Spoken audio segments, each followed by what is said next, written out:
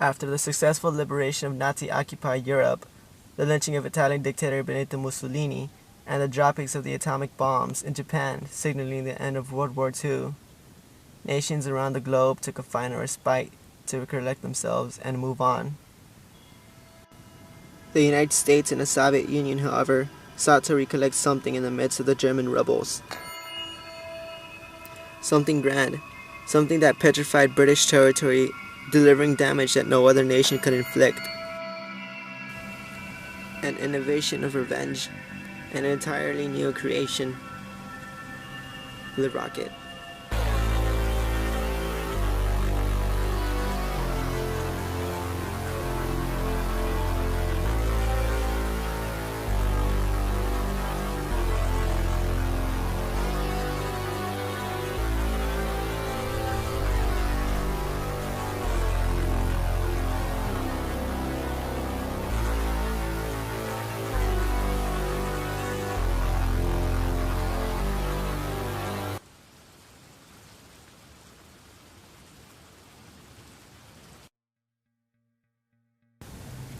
After fulfilling conditions understood in the Yalta Conference, U.S.S.R. leader Nikita Khrushchev declared that the United States and the Soviet Union are incompatible, and that the Soviet Union will no longer be interested in having relationships with the United States.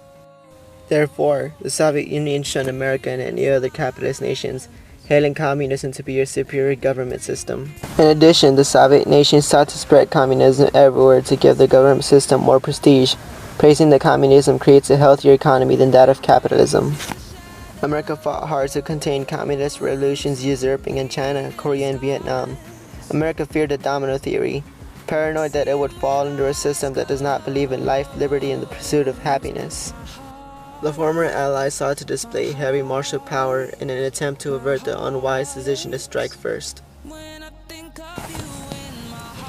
The Soviet Union, however, took their ambience of political grandiose not into other countries, but into the stars.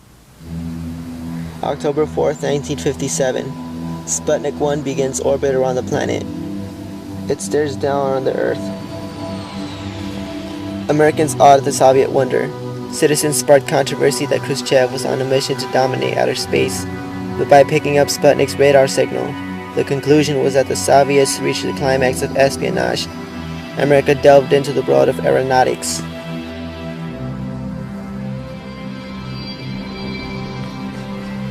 A month later, Sputnik 2 started a mission out in the stars.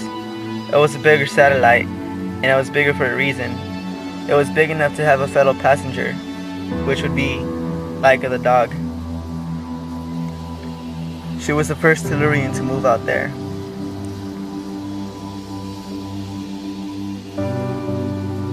America now had reason to be nervous. Their cold enemy once again demonstrated their mastery of aeronautical technology, but the biggest fear was wondering if the Soviets would ever discover atomic fusion, which they would then use to combine with the rocket, creating a nuclear warhead. This invention would strip the United States of any aerial and oceanic defenses, leaving the nation to build bunkers so that they could survive. In the desperate attempt to come face to face with the Soviet fleet, the Americans launched Explorer 1 on January 1958. But even though America reached outer space, the enemy achieved an odyssey that was thought to stay only in fictional books and in children's imagination. On April 12, 1961, aboard Vostok 2, Yuri Gagarin became the first human being to move out there.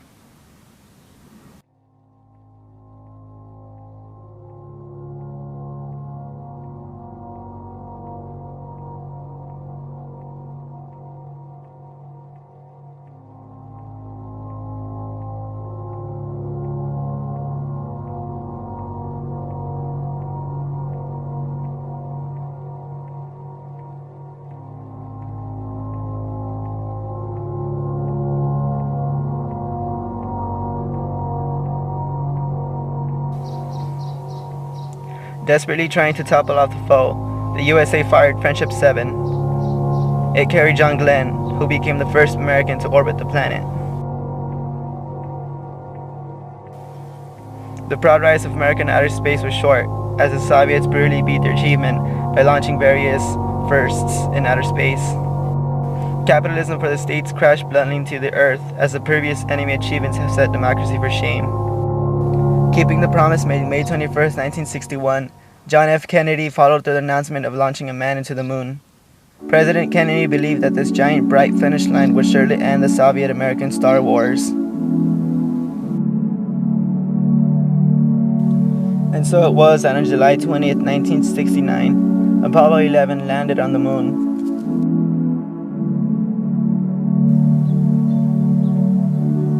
The domination of the moon marked the height of capitalist progress over that of communist totalitarianism. Ambitious to finish off what they started, the Soviet Union launched Luna 15 the next day. The Soviets created Luna 15 to reach the grand American feat of having contact with another planet. Upon penetrating the moon's atmosphere, Luna 15 crashed near the American landing site. After this, the Soviet Union never attempted to touch the moon again. It was America's to say as territory. America won the space race.